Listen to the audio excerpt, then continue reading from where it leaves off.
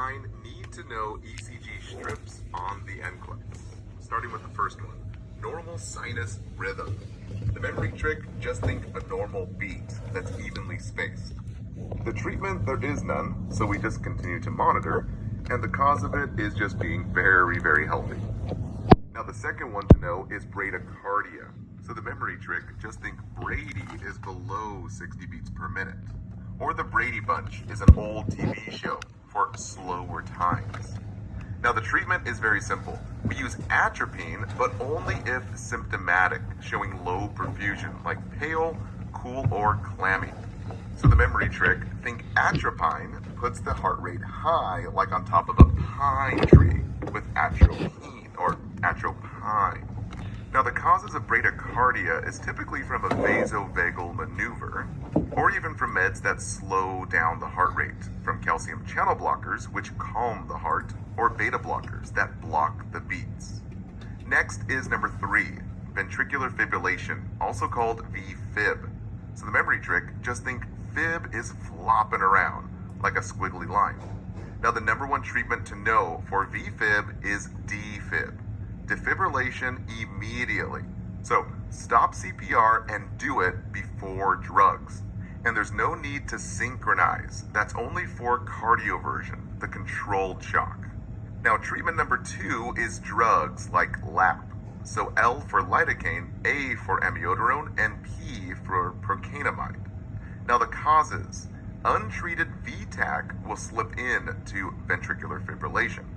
And we also see VFib with post-MI or post-heart attack clients, as well as clients with electrolyte imbalances and even pro-arrhythmic medications. Next is ventricular tachycardia, number 4 here. So the memory trick, just think VTAC is for tombstone pattern. We get these wavy-like tombstones here. The big cause is post-MI, post-heart attack here. And hypoxia is also another cause, as well as low potassium with hypokalemia, as well as low magnesium. Just think, magnesium mellows out the muscles. So with low mag, the heart muscles are going crazy and wild. Now the treatments to know for the NCLEX here. Number 1 is early defibrillation. Huge NCLEX tip right there. Apply the defibrillator pads, call out and look for everyone to be clear, and then we shock and immediately continue chest compressions. Those are the 3 to know. Now, when do you shock? So another big NCLEX tip here. VTAC with no pulse, we defibrillate.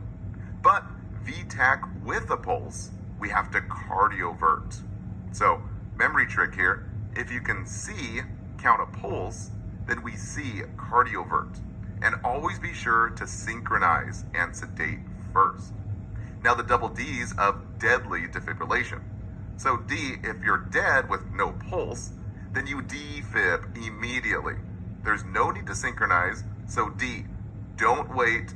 There's no need to hit the synchronize button. Just defib for VFib, as well as pulseless VTAC. Number 5 is atrial fibrillation, also called AFib. So the memory trick, if we have no P wave, then we have fibrillation flopping with the double P's there. So the causes is valvular disease, as well as heart failure, or even pulmonary hypertension with our CHF clients, and COPD, and especially after heart surgery. Now the treatments include number 1, cardioversion, but only after a TTE to rule out clots. And we always push the synchronize button with cardioversion. Number 2, for the long term, we use digoxin to get a deeper contraction. And we always check ATP before giving digoxin.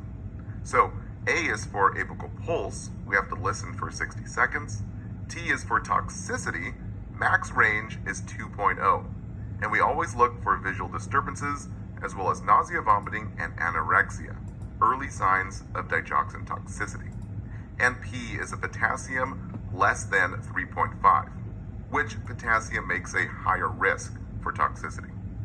Now number 3 is anticoagulants like warfarin. We always have to monitor INR, keep vitamin K as an antidote, and monitor for green leafy veggies, not too high and not too low. since green leafy veggies have vitamin K and we don't want to block the effects of warfarin. Number 6 is for atrial flutter, also called aflutter. So the memory trick is a flutter with 2 T's. Think of a sawtooth with 2 T's. Now the causes and treatments are the same as atrial fibrillation, but just make sure to know that the sawtooth is for atrial flutter. The NCLEX loves to ask about that. Now number 7 is SVT, supraventricular tachycardia. Just think the memory trick, super fast for supraventricular. So the causes are from stimulants, strenuous exercise, hypoxia, and even heart disease. And the treatments to know for the NCLEX here. Number 1, we go least invasive first. We use a vasovagal maneuver, so we ask the clients to bear down like having a bell movement, or even use ice cold stimulation around the neck. Number 2 is adenosine. We rapidly push and flush with normal saline, and the heart rate may stop. This is expected. We want to stop this very fast supraventricular tachycardia. So the memory trick, just think it puts the heart rate down into a den with adenosine. And last case scenario is number 3, cardioversion. We have a controlled shock, and we always push sync before any type of cardioversion. So Kaplan mentions, which medication should be held 48 hours prior to an elective cardioversion for SVT? Digoxin, due to the increased ventricular irritability. Remember, digoxin digs for a deeper contraction. And a second question. Client with SVT has the following assessment data. A really fast heart rate of 200, a really low blood pressure, 78/40, and a respiratory rate of 30. The priority action is to a synchronized cardioversion. Yes, for SVT. Number 8 is Torsades de Pointes. And the memory trick, just think of the tornado of points. For the NCLEX, you must know what this rhythm looks like. So, the cause is post-MI, or after a heart attack when the heart is injured. Hypoxia, but really the biggest one here that you should write down is low magnesium.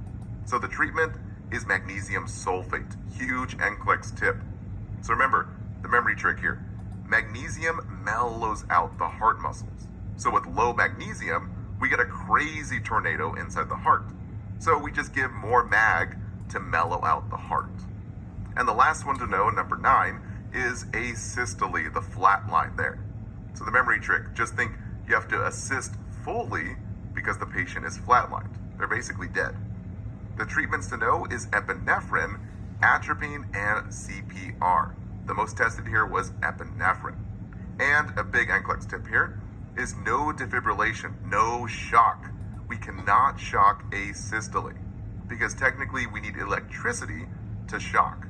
And with asystole, we have a flat line. We have no electricity to shock.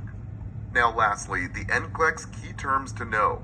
When you see these key terms next, it typically means that the question is referring to an indicating rhythm. So a P wave is an atrial rhythm. A QRS is a ventricular rhythm. So if the question states that the lack of QRS complexes, the answer is probably asystole. Or for wide, bizarre QRS complexes, the answer is typically VTAC. Or if you see chaotic or unorganized, this is fibrillation. So if a question states chaotic rhythm with no P waves, the answer is typically atrial fibrillation. Or a chaotic rhythm without QRS complexes, the answer is ventricular fibrillation. Next is the key term bizarre. If you see the word bizarre, just think tachycardia. So if the question says bizarre rhythm with wide QRS complexes, the answer is typically ventricular tachycardia. And the very last one is sawtooth. You have to think atrial flutter. Just look for the 2 T's in sawtooth to know that it's atrial flutter. Now the last big NCLEX tip. If you guys know these 9 rhythms, then you will pass the NCLEX here. I always have students asking, well, what if they show you 3rd degree heart block or 15 other rhythms?